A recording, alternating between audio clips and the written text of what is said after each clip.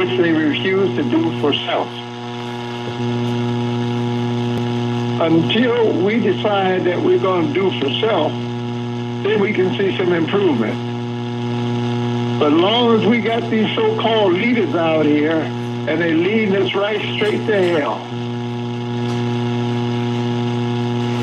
And that's what's happening. And what they're saying, to the people, all is well. Now, just take a look at the city of Detroit. What we used to have and what do we have today? We have nothing. And, the thing of it is, it just, vexes me. And you try and talk to these people, but they're only worried, Mildred, about themselves and a dollar bill. And the heck with everybody else. And our kids are going straight to hell. Our schools have disintegrated. And nobody is doing anything about it. A few out there struggling. Now they're around here using black babies as guinea pigs in a system that they know they've designed that will fail.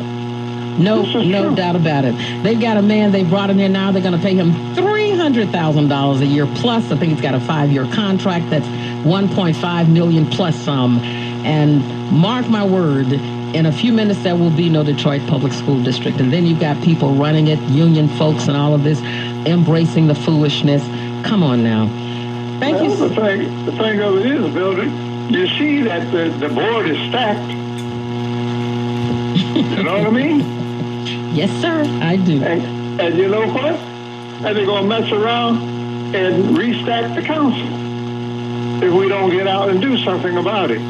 Well, the council needs restacking, but it needs to be people elected by the people. That's the only thing, not corporately financed candidates. That's the problem. And it does not mean, and let me just tell you, it does not mean, and I don't want anybody to misunderstand me, I don't believe that there should always be an adversarial position between the people and the corporate community. That doesn't help anyone. I just think that there needs to be a respectful relationship. A respectful relationship, one that is committed to developing a win-win reality. Okay? Let me just share this quickly, and I'm going to move on. I heard the other day from a very highly placed source that council members had the opportunity to send some representatives to meet with the folk for the Pistons when they were discussing what does Detroit get as a result of this new deal. Mm-hmm. One council now this is, I found this very mysterious. One council person, and the people there represent their council people, right? Right. Okay. One council person's designee said 60 basketball hoops for 60 parks in the city. One person said tickets to this and tickets to that. Another council person's representative said monies to do something for the Henry Ford workout facility down there in Midtown.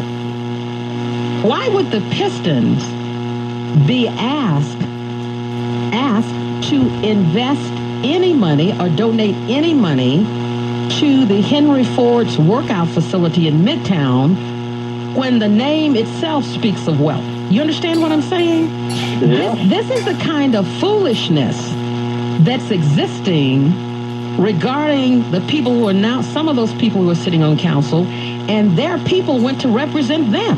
So obviously they had to get approval from their council boss before they went down to meet with these Pistons folk about community engagement. Okay? So that's the kind of madness that, nobody talked about education. Nobody talked about literacy centers for children in the city of Detroit. No. 60 basketball hoops and do something for the Henry Ford Center down there next to the old Cadillac building where people go to work out. Okay? Mildred? Yes. Mildred, that's the reason we lost the city. That's ignorance. That's Same sheer reason. ignorance, selfishness and ignorance. Right. All right, The Ray. other thing of it is, they're trying to get a dollar bill for themselves. That's crazy. Be very mindful before they leave this earth. They're going to have to pay for these things, which they have done, Yeah, because they have sold the people right down the drain.